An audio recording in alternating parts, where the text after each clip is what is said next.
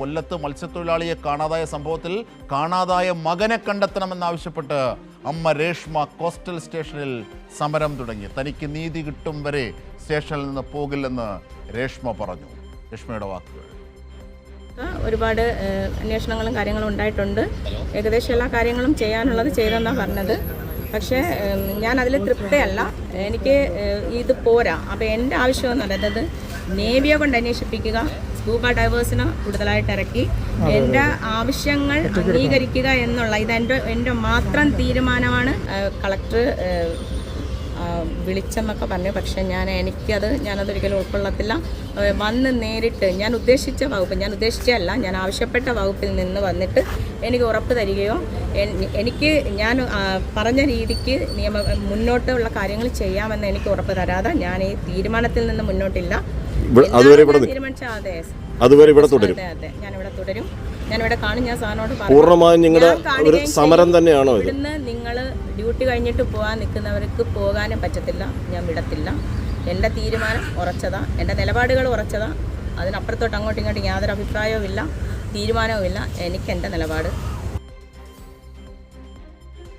കണ്ണൂരും മുതലപ്പുഴയിലുമെല്ലാം നമ്മൾ ഈ തെരച്ചിലിൻ്റെ കാര്യത്തിൽ സർക്കാർ നടത്തുന്ന അനാസ്ഥ കണ്ടതാണ്. ഇതാ കൊല്ലത്തും രാജ്കുമാർ ചേരുകയാണ്. രാജ്കുമാർ, ആ അമ്മയ്ക്ക് സ്റ്റേഷന് മുമ്പിൽ ഇരുന്ന് സ്വന്തം മകനെ തേടിപ്പിടിക്കേണ്ടതിന് സമ്മർദ്ദം ചെലുത്തേണ്ടി വരുന്നൊരു സാഹചര്യത്തിലേക്ക് എത്തുന്നു. എന്താണ് ആ അമ്മ പറയുന്നത്? എന്താണ് ആ അമ്മയുടെ ആവശ്യം? എന്തൊക്കെയാണ് അവിടുത്തെ കുറവുകൾ?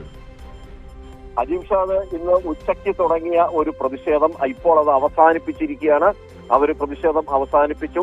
2 റൗണ്ട്, ആദ്യ റൗണ്ട് ചർച്ച പരാജയപ്പെട്ടു. ആ റൗണ്ടിലെ ചർച്ച എന്ന് പറയുന്നതാണ് ഏറ്റവും വലിയ ഒരു മകനെ നഷ്ടപ്പെട്ട ഒരമ്മയുടെ ദുഃഖം. പുറത്തിറങ്ങാൻ കഴിയാതെ പട്ടിണി, ഇത്രയും ദിവസമായ അരിയാഹാരം പോലും കഴിക്കാതെ അവരൊരു വിഷമ പ്രതിസന്ധിയിലാണ്.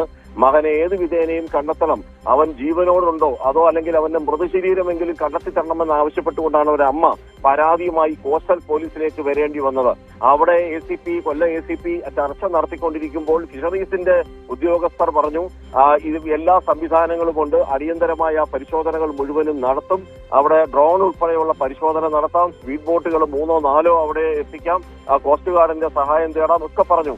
ഈ സമയത്താണ് അമ്മ സ്വാഭാവികമായും ചോദിക്കുന്നത്, ഇതൊക്കെ ഉണ്ടായിട്ടാണോ നിങ്ങൾ ഒന്നും ചെയ്യാതിരുന്നത്?